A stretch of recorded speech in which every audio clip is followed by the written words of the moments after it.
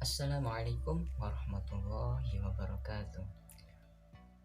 Alhamdulillah, wassalatu wassalamu ala rasulillah wa ala alihi wa sahbihi wa mawala wala hawla wala quwwata illa billah. Perkenalkan, nama saya Ahmad Syadili. Saya dari PBA 5A.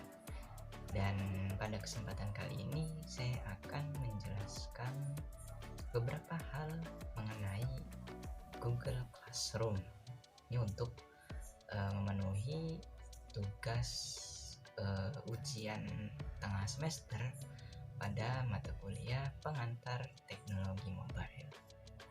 Sedikit gambaran umum mengenai Google Classroom atau lebih dikenal dengan GCR ini, ya bahwasanya Google Classroom merupakan salah satu layanan web gratis yang dikembangkan oleh Google, di mana ini berbasis pendidikan. Nah, GCR ini merupakan salah satu media yang sering digunakan dalam memenuhi kebutuhan pendidikan kita, terutama di masa pandemi seperti sekarang ini, khususnya dalam hal penugasan. Karena fungsi utama dari GCR ini adalah terkait dengan pengumpulan berkas-berkas atau soft file terkait penugasan tersebut, seperti berkas yang berformat dokumen, video, kemudian audio dan lain sebagainya. Nah, adapun tutorial atau cara penggunaannya ini sangatlah mudah, karena salah satu kelebihan dari GCR ini adalah tampilan yang friendly atau sangat mudah dimengerti bagi pemula. Nah, berikut ini tutorialnya. Ya, baik, untuk tutorial penggunaan Google Classroom atau GCR ini saya akan jelaskan secara singkat saja.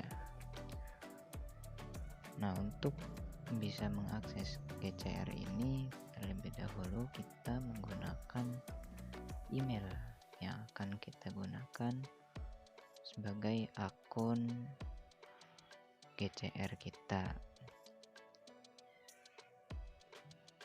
Nah, ketika kita memasuki interface GCR ini, kita akan disuguhkan dengan tampilan yang sederhana ya, dan sangat friendly bagi pemula atau sangat mudah dimengerti lah bagi pemula. Nah, di titik 3 ini terdapat beberapa mata pelajaran yang sudah kita gabung di dalamnya ya. Kemudian di atas ini ya, yang terdapat bulatan ini merupakan akun yang kita gunakan atau akun email yang kita gunakan dalam GCR ini.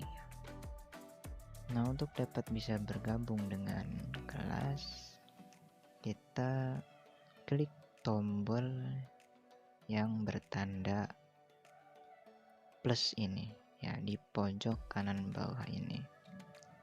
Sini terdapat dua pilihan. Yang pertama buat kelas dan yang kedua gabung kelas. Nah, untuk pilihan yang pertama itu buat kelas, ini dikhususkan untuk guru, artinya ketika kita gabung atau join kelas menggunakan pilihan buat kelas, ini akun kita nanti akan menjadi pengajar. Kita contoh ketik pelajaran bahasa lah ya. Kemudian kita buat tunggu beberapa saat. Nah, di sini akan muncul kelas yang sudah kita buat. Dan di sini kita sebagai pengajar, bukan sebagai siswa, karena kita yang membuat kelasnya sendiri. Bukan kita gabung ke kelas yang sudah dibuat oleh orang lain ya. Nah, ketika kita menjadi pengajar dalam GCR ini, ada beberapa fitur tambahan yang tidak bisa dimanfaatkan oleh akun yang sebagai siswa saja ya.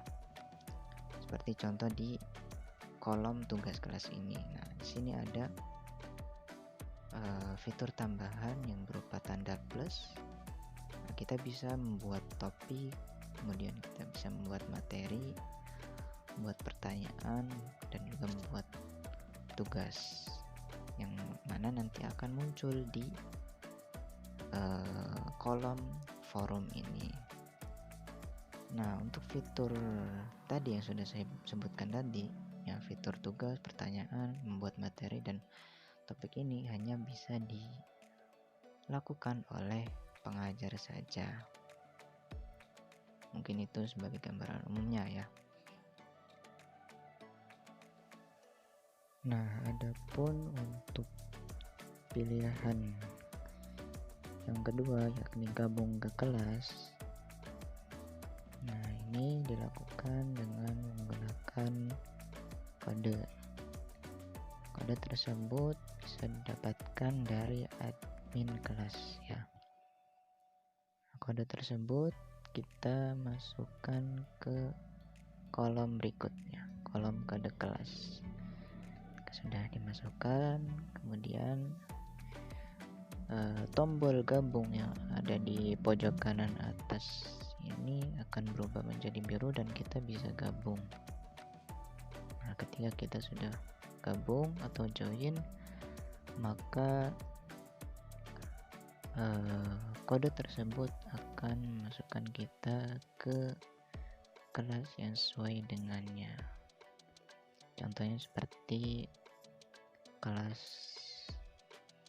berikut ya, evaluasi pembelajaran bahasa Arab. Nah, di sini kita sebagai siswa ya, bukan sebagai pengajar lagi. Bisa dilihat dari tugas kelasnya juga tidak ada fitur tambahan yang biasanya tadi kan di pojok kanan bawah itu terdapat tanda plus ya. Di sini tidak ada. Artinya untuk fitur tersebut tidak bisa kita manfaatkan ketika kita menjadi siswa dalam satu kelas ya. Nah, di sini kita hanya bisa membuat forum saja. Nah, seperti ini contohnya. Kita bisa buat forum tersebut, kemudian kita bisa menambahkan lampiran di dalamnya seperti file video, file PDF, dokumen, dan lain sebagainya. Kemudian tugas yang diberikan oleh pengajar ini bisa kita isi ya. Kita bisa isi tugas tersebut dengan mengirimkan file di sini untuk pengiriman filenya.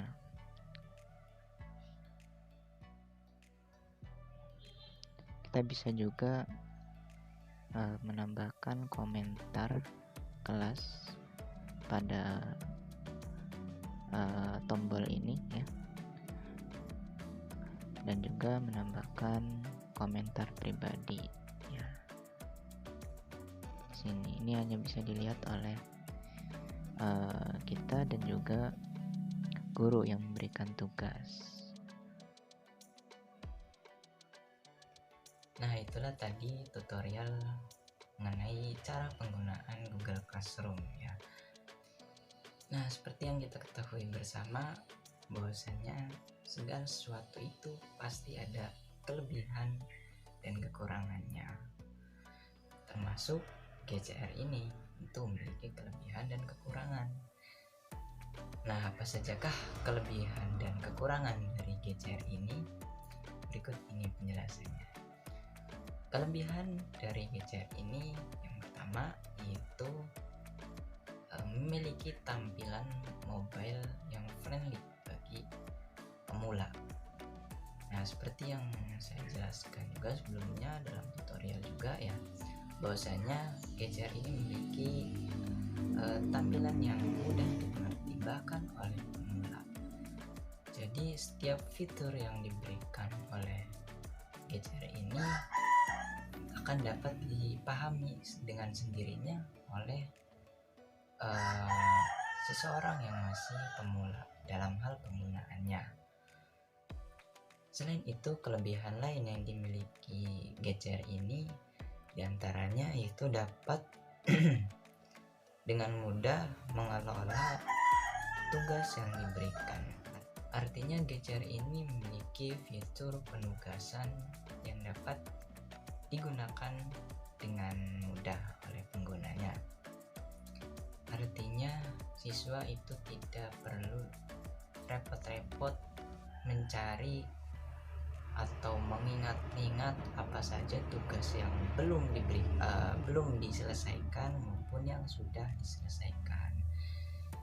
Itu bisa dilihat dalam satu laman penugasan tersebut. Jadi mereka tidak perlu repot-repot mencari atau mengingat-ingat apa saja tugas yang belum dan sudah diserahkan kepada guru. Kelebihan yang ketiga yaitu bahwasanya file-file yang masuk dalam GCR ini otomatis akan masuk ke akun Google Drive kita. Artinya kita tidak perlu mencari-cari lagi ruang penyimpanan tambahan. Jadi semua file yang masuk ke akun email yang disinkronkan dengan GCR ini itu akan otomatis langsung masuk ke Google ke drive penyimpanan email pengguna tersebut. Dan kelebihan yang terakhir yaitu bahwasanya dalam hal pengiriman tugas, si pengguna atau siswa itu dapat meninjau kembali tugas yang hendak dikirimkan. Artinya ketika ada kesalahan dalam penugasan, siswa dapat membatalkan pengiriman tugas tersebut, memperbaikinya dan mengirimnya ulang. Nah, selain memiliki kelebihan, GCR ini juga memiliki kekurangan. Nah, apa saja kekurangannya? Di antara kekurangannya yaitu bahwasanya GCR ini memiliki tampilan yang terbilang kurang menarik bagi siswa, karena memang tampilan pada GCR ini sangat sederhana ya, karena GCR ini tidak memiliki fitur untuk mengubah tema yang diinginkan. Kekurangan lainnya yaitu bahwasanya ketika akun Google Drive kita penuh, maka dalam pengiriman file dalam GCR itu tidak bisa dilakukan, akan terjadi file error. Jadi untuk mengatasinya si pengguna harus menggunakan akun Google atau akun email yang sekiranya itu masih terdapat ruang kosong untuk bisa mengirim file. Nah, itulah kekurangan yang kedua. Dan kekurangan yang ketiga yaitu bahwasanya dalam hal notifikasi atau pemberitahuan,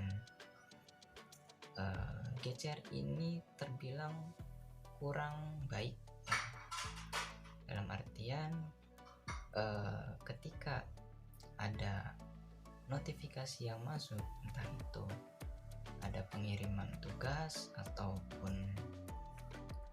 pembalasan komentar dan lain sebagainya, itu kurang baik ya. Jadi pengguna atau siswa itu harus sering-sering meninjau GCR-nya itu secara langsung. Apa sajakah informasi terbaru yang datang dari GCR ini, entah itu penugasan ataupun komentar dan lain sebagainya. Nah, mungkin itu saja penjelasan terkait Google Classroom ini. Apabila ada kesalahan ataupun kekurangan, mohon dimaafkan. Wallahul muwaffiq ila aqwamit thoriq. Wassalamualaikum warahmatullahi wabarakatuh.